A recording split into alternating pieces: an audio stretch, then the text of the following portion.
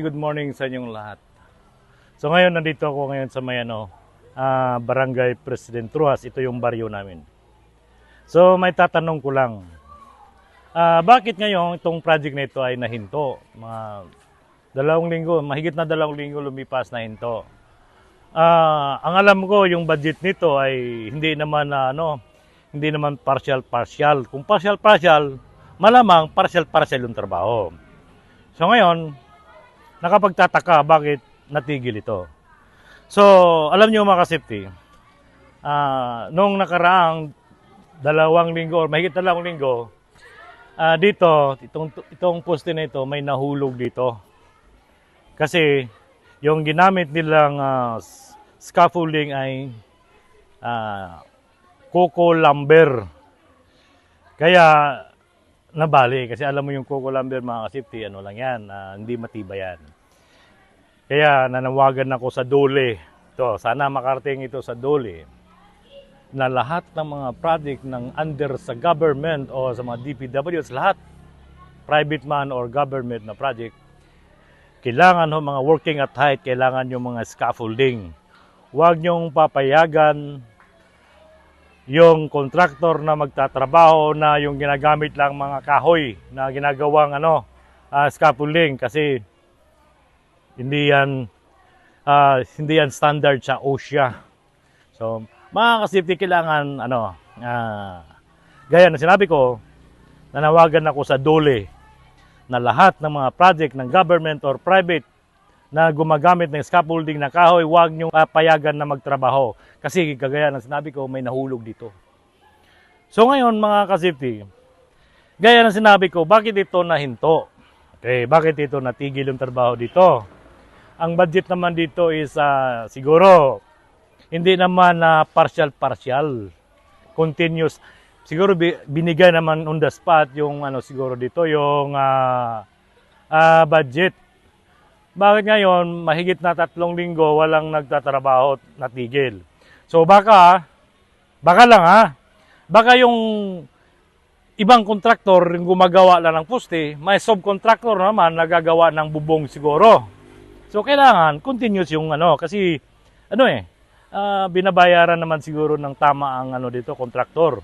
May budget naman dito. So ngayon mga safety, tingnan natin yung dito, yung nilagay ng DPWH, yung nila, yung tawag nito, yung signboard. Okay, ito. So, mga kasipti, kung nakita nyo to. Okay. Location, Barangay President Ruas. Ito yung President Ruas. So, ito. Date of started April 11. Okay. Contract completion date July 24. So anong buwan na ngayon mga ka-safety? So sana ito, lang ba ito? Props lang ba ito? Kailangan to pa rin naman ito. Hindi lang ito props na pinapakita lang ng taong bayan na mayroong ganitong project. So kailangan tuloy-tuloy yung dito, yung trabaho, hindi yung hinto-hinto. So baka naman siguro yung nangyari dyan, yung nahulog, baka under investigation, kaya tinigil siguro. Pwede naman yon, pero kung may subcontractor dito, nanawagan ako sa DOLE, kailangan yung mga subcontractor dito na magko-continue ng trabaho dito sa barangay namin, yung gym namin, kailangan yung ginagamit nilang pang working at height na mga trabahante, gagamit sila ng scaffolding na ganito, gagaya nitong pipe na ito. Ganito gagamitin, wag yung mga kahoy. Tingnan yung mga kahoy na ginagamit dito mga ka-safety nung una. Tingnan mo na mga ka-safety. Ito yung ginagamit nilang pang scaffolding. So pag matino na kontraktor, kailangan hindi gagamit ng mga ganitong klaseng scaffolding. Kailangan yung mga pipe. Kasi working at height, buhay ng tao yan nakasalalay pa nagtrabaho sa taas. Kaya, again, nanawagan ako sa DOLE. Sana sa department ng DOLE, lahat ng mga kontraktor dito sa Pilipinas, private man or government, huwag niyong payagan na magtatrabaho sila na ginagamit na scaffolding ay kahoy. Kailangan yung mga pipe, para ng maganda yung mga kontraktor, kailangan masatisfied din yung mga workers na yung buhay nila safe na safe yung buhay nila, lalo na yung working at height mga ka-safety. Yan ang pinaka-critical na activity pag working at height. Okay.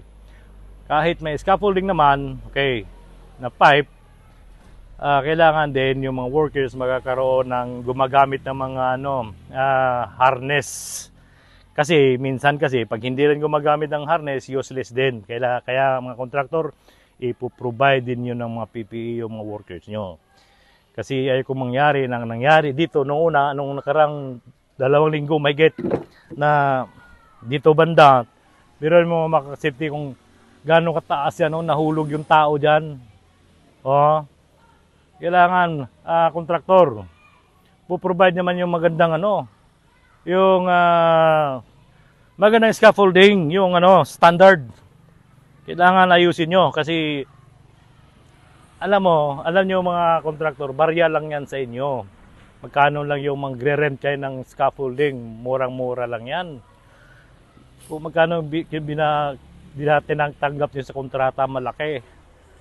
So gaya ngayon, sana itong project dito sa Barangay President Trujas, itong gym na ito, sana matapos na. Nanawagan ulit ako sa taga-DOLE.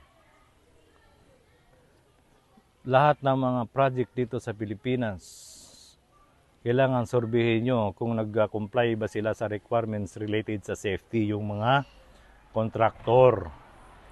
Pag yung mga ginagamit na scaffolding na kahoy, ihinto yung trabaho nyo. Kailangan ipapaprovide sila ng mga scaffolding ng mga pipe.